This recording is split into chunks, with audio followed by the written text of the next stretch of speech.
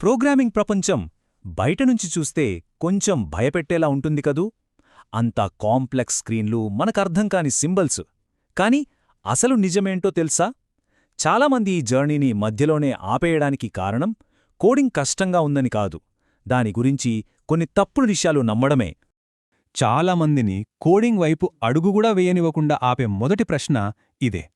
అసలు కోడింగ్ చెయ్యాలంటే మనం మ్యాథ్స్లో తోపులై ఉండాలా? సరే, ఆ మొదటి అడ్డంకిని దాటామనుకుందాం. మరి ప్రోగ్రామింగ్ ప్రపంచంలోకొచ్చాక ఎదురయ్యే మరో ప్రశ్న, పైథాన్ కేవలం బేసిక్స్ నేర్చుకోవడానికేనా? ఇక ఇది ఈ రోజుల్లో మనందరి మెదళ్లల్లో తిరుగుతున్న అతిపెద్ద భయం, ఆర్టిఫిషియల్ ఇంటెలిజెన్స్. నిజంగా మన ఉద్యోగాలను తీసేస్తుందా? ప్రోగ్రామర్లకు భవిష్యత్తుంటుందా లేదా? ఇది చాలా చాలా ముఖ్యమైన పాయింట్.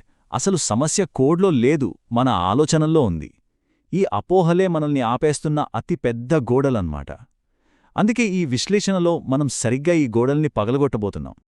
ఓకే, మరి మన ప్రయాణం ఎలా సాగుతుందో ఓసారి చూద్దాం. ఫస్ట్ ప్రోగ్రామర్ల గురించున్న అపోహలతో మొదలుపెడదాం. తర్వాత మనం వాడే టూల్స్, ఆ తర్వాత భవిష్యత్తు గురించున్న భయాలు, ఫైనల్గా మనం అలవర్చుకోవాల్సిన ఒక సరికొత్త ఆలోచనా విధానంతో ముగిద్దాం. రైట్, ఇక మనం మొదటి విభాగానికి వచ్చేద్దాం. అసలు ప్రోగ్రామర్ అంటే ఎవరు? వాళ్ల గురించి మనం ఏమేమనుకుంటున్నాం?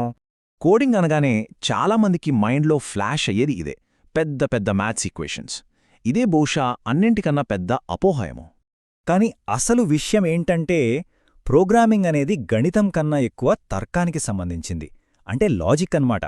రోజంతా కూర్చొని కాంప్లెక్స్ లెక్కలు చేయడం కాదు, ఒక సమస్యను ఎలా పరిష్కరించాలి అని ఆలోచించడం.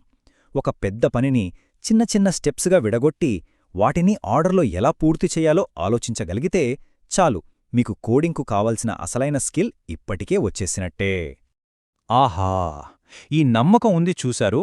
ఇది చాలామందిలో ఆత్మవిశ్వాసాన్ని సైలెంట్గా చంపేస్తుంది. కొత్తగా నేర్చుకునేవాళ్లు ఏమనుకుంటారంటే, ఎక్స్పర్ట్స్ ఎప్పుడూ ఆగకుండా, ఏ సమస్యలు లేకుండా టకాటకా కోడ్ రాసేస్తారని. మరి నిజంగా ఏం జరుగుతుంది? అనుభవమున్న డెవలపర్లు రోజంతా ఏం చేస్తారు? ఇది వింటే మీరు కొంచెం ఆశ్చర్యపోవచ్చు. కాని సీనియర్ డెవలపర్లు కూడా రోజూ గూగుల్ చేస్తారు. అవును, వాళ్లు కూడా సింటాక్స్ అంటే కోడ్ రాసే పద్ధతిని మర్చిపోతూ ఉంటారు. కొన్నిసార్లు ఒక చిన్న తప్పుని కనిపెట్టడానికి గంటల తరబడి డీబగ్ చేస్తూనే ఉంటారు. సో ప్రోగ్రామింగ్ అంటే అన్నీ బట్టి పట్టడం కాదు, సమాధానాలు ఎలా వెతకాలో తెలుసుకోవడం. ఓకే, ఇప్పుడు మనం రెండో విభాగానికి వెళ్దాం. అంటే మనం కోడింగ్ కోసం వాడే టూల్స్ గురించి. మన దగ్గరున్న కంప్యూటర్, మనం ఎంచుకునే లాంగ్వేజ్, ఇవి మన సక్సెస్ను డిసైడ్ చేస్తాయా?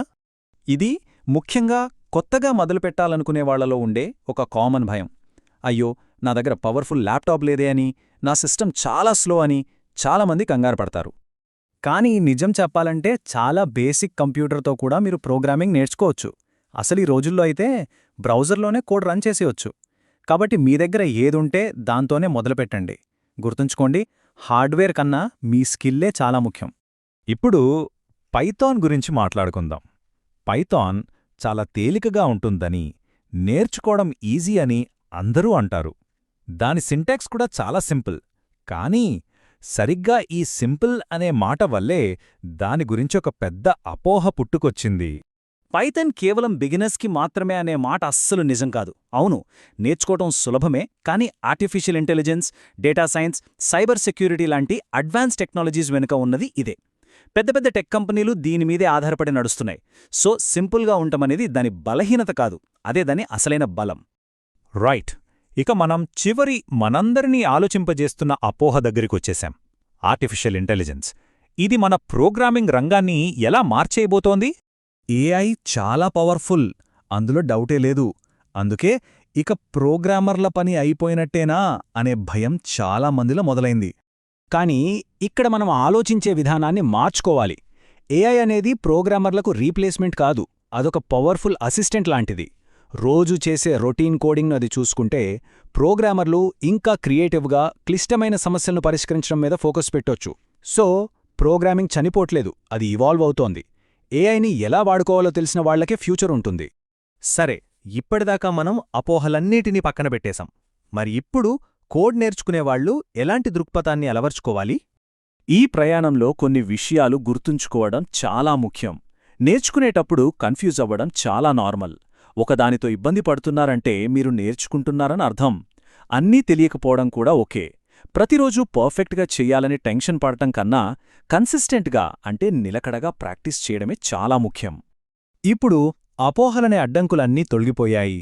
మరి ఈ కొత్త నమ్మకంతో, ఈ కొత్త స్వేచ్ఛతో మనం తరువాత నిర్మించబోయేది ఏమిటి? ఈ ఆలోచనతోనే మీ ప్రయాణాన్ని మొదలుపెట్టండి.